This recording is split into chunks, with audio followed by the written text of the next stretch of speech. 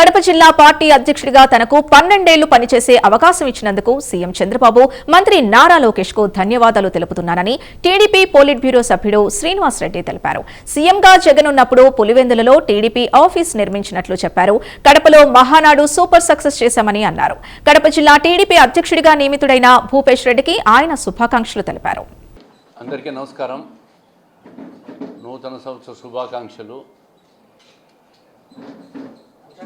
దాదాపుగా తెలుగుదేశం పార్టీ జాతీయ అధ్యక్షులు చంద్రబాబు నాయుడు గారు, అదేవిధంగా జాతీయ ప్రధాన కార్యదర్శి నారా లోకేష్ గారు, రాష్ట్రంలో ఉన్న మిగతా నాయకులు అందరూ కూడా నాపై ఒక నమ్మకంతో 12 సంవత్సరాలుగా జిల్లా పార్టీ అధ్యక్షునిగా పనిచేసే అవకాశం ఇచ్చారు. ఈ 12 సంవత్సరాల కాలంలో పార్టీ కోసం రాగద్వేషాలకు అతీతంగా నిరంతరం పనిచేశాను. 2014 నుంచి 19 వరకు పార్టీ అధికారంలో ఉన్న కాలం కావచ్చు, 19 నుంచి 24 మధ్యలో ప్రతిపక్షంలో ఉన్నప్పుడు చాలామంది సీనియర్ నాయకులు పార్టీని వదిలిపోయినా కూడా పార్టీ పైన ఒక అంకిత భావంతో పనిచేశాను. 2024 ఎన్నికల్లో కూడా అంటే 19, 24లో నాకు పోటీ చేసే అవకాశం పార్టీ ఇవ్వకపోయినా పార్టీ గెలుపు కోసం జిల్లాలో 20 సంవత్సరాల తర్వాత మళ్ళీ ఉమ్మడి జిల్లాలో 7 సీట్లు, కడప పార్లమెంట్లో 5 సీట్లు గెలిపించి విజయకేతనం ఎగురవేశాం.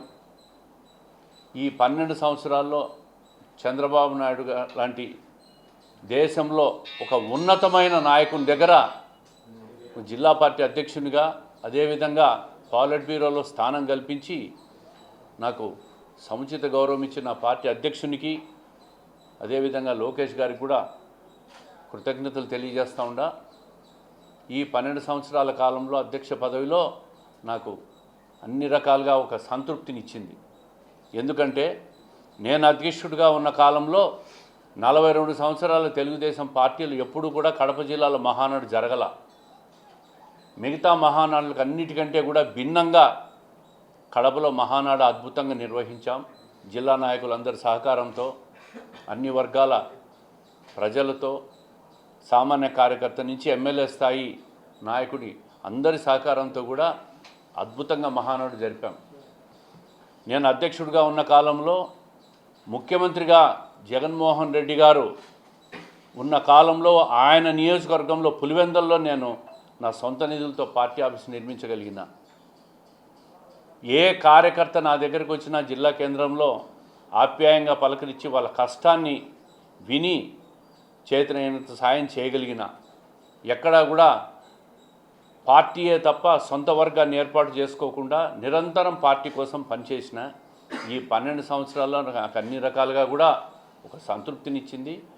పార్టీ కూడా నా కుటుంబ సభ్యురాలైన నా శ్రీమతికి కడప నియోజకవర్గంలో టికెట్ ఇచ్చి గెలిపించేదానికి కూడా తెలుగుదేశం పార్టీయే కారణం. ఆ నమ్మకాన్ని ఎక్కడా కూడా వమ్ము చేయకుండా భవిష్యత్తులో కూడా పార్టీ కోసం నిరంతరం కష్టపడతాం, పనిచేస్తాం. మళ్ళీ స్థానిక సంస్థల్లో ఎన్నికల్లో గెలుపు, అదేవిధంగా 29లో తెలుగుదేశం పార్టీ కూటమి అభ్యర్థుల గెలుపుకు మరింత కష్టపడి కృషి చేస్తాం. నిరంతరం పార్టీ కోసం పనిచేస్తూనే ఉన్నాం. పార్టీ ఏ బాధ్యత ఇచ్చినా కూడా దాన్ని మరింత సమర్థవంతంగా పనిచేసేదానికి నేను సిద్ధంగా ఉండా. ఈరోజు యువకుడు మన భూపేష్ రెడ్డికి జిల్లా పార్టీ అధ్యక్ష బాధ్యతలు ఇచ్చారు. మరి ఆయనకు కూడా శుభాకాంక్షలు తెలియజేస్తూ ఉండా. సంపూర్ణంగా సహకరిస్తాం.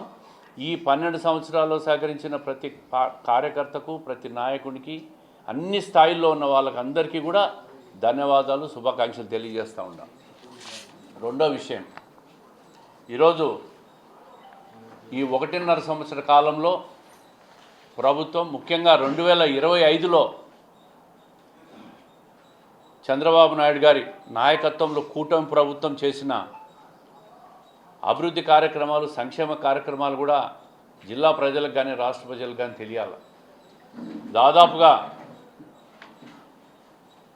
20 లక్షల కోట్ల పైగా రాష్ట్రానికి పెట్టుబడులు తీసుకొచ్చేదానికి నారా లోకేష్ గారు కృషి చేస్తే చంద్రబాబు నాయుడు గారి ఫేస్ వాల్యూ వలన ఈ రాష్ట్రానికి జాతీయ అంతర్జాతీయ సంస్థలన్నీ కూడా వచ్చినాయి. దీనివల్ల ప్రత్యక్షంగా పరోక్షంగా ఉపాధి కల్పించడమే కాకుండా ఉద్యోగ కల్పనే కాకుండా ప్రాంత అభివృద్ధికి కూడా ఇదంతా కూడా దోహదపడుతుంది. వైజాగ్లో ఈరోజు గూగుల్ డేటా సెంటర్ రావడం అంటే ఆషామాషి విషయం కాదు. అది కేంద్ర ప్రభుత్వ సహకారంతో చంద్రబాబు నాయుడు గారి ఫేస్ వాల్యూతో నారా లోకేష్ గారి కృషి వల్లే ప్రపంచంలో అమెరికా బయట డేటా సెంటర్ పెట్టగలిగిందంటే అది ఒక భారతదేశంలో ఒక ఆంధ్రప్రదేశ్లోనే పెట్టగలిగినామంటే అది ఈ ప్రభుత్వ కృషి అని చెప్పి ప్రజలకు అందరికీ తెలియాలి. అదేవిధంగా ఈరోజు ఒక్కసారి మీరు చూస్తే గ్రీన్ ఎనర్జీలో రాష్ట్రం దేశానికంతా కూడా రాబోయే 3 సంవత్సరాల్లో విద్యుత్ అమ్మే స్టేజ్కి వస్తాం. ఇంకా ముందుకు పోతే విదేశాలకు కూడా విద్యుత్ అమ్మే స్థాయికి ఆంధ్రప్రదేశ్ రాబోతూ ఉంది. అంత పెద్ద ఎత్తున గ్రీన్ ఎనర్జీ అంతా కూడా రాష్ట్ర వ్యాప్తంగా సోలార్ కానీ, విండ్ కానీ, పంపుడ్ స్టోరేజ్ కానీ, బ్యాటరీ స్టోరేజ్ కూడా ఈరోజు వస్తూ ఉంది. కడప జిల్లాలో హయ్యెస్ట్ సోలార్ ఎనర్జీ సెంటర్స్ కూడా ఏర్పాటు కాబోతూ ఉన్నాయి. మరి ఇవన్నీ కూడా ఒకసారి ఎంఎస్ఎంఈ చూశారు, కొప్పర్తి ఎంఎస్ఎంఈ, రాయలసీమలో ఓరకల్ ఎంఎస్ఎంఈ యూనిట్లు, ఇవన్నీ కూడా భవిష్యత్తులో యువతకు స్మాల్ స్కేల్ మిడిల్ సెక్టార్ కూడా పారిశ్రామికవేత్తలుగా ఎదిగేదానికి ఒక అవకాశం వస్తుంది. ఇంత పెద్ద ఎత్తున రాయలసీమలో నీటిపారుదల ప్రాజెక్టులు తీసుకుంటే హంద్రీనీవా దాదాపుగా 180 రోజుల్లో 700 కిలోమీటర్లు లైనింగ్ పూర్తి చేసిన ఘనత ఎవరికైనా ఉందంటే అది తెలుగుదేశం కూటమి ప్రభుత్వం చంద్రబాబు నాయుడు గారి నాయకత్వంలోనే హంద్రీనీవాకు పూర్తి స్థాయి లైనింగ్ చేసి కృష్ణా జలాలన్నీ కూడా కర్నూలు జిల్లా నుంచి కుప్పానికి తీసుకుపోయిన ఘనత కూడా ఈ ప్రభుత్వానిదే. జిఎన్ఎస్ఎస్ కూడా పూర్తి చేయాలనే సంకల్పంతో కేంద్ర ప్రభుత్వం నుంచి పూర్వోదయ కింద నిధులు, సాస్కి కింద నిధులు ఇవన్నీ కూడా తీసుకొచ్చేదానికి ప్రభుత్వం నిరంతరం పనిచేస్తూ ఉంది. మీకు అందరికీ తెలుసు రాజధానిని ఏ విధంగా గత ప్రభుత్వం తూట్లు పొడిచిందో. 3 రాజధానులు పేరు పెట్టి రాష్ట్రాన్ని 3 ముక్కలు చేస్తే మళ్ళీ ఈరోజు రాష్ట్రాన్ని అంతా కూడా ఏకతాటిపైకి తెచ్చి అమరావతి నిర్మాణానికి కేంద్ర ప్రభుత్వ సహకారంతో అద్భుతంగా అమరావతి రాజధాని నిర్మాణం జరుగుతూ ఉంది. పోలవరం ప్రాజెక్టు చెప్పినట్టుగా 2027 కంతా ఈ ప్రభుత్వం పూర్తి చేయబోతూ ఉంది. శరవేగంగా ఎక్కడ ఆటంకాలు లేకుండా కూడా పోలవరం ప్రాజెక్టు నడుస్తూ ఉంది. రాయలసీమలో పెండింగ్ ప్రాజెక్టులు పూర్తి చేసేదానికి కూడా రూపకల్పన జరుగుతుంది.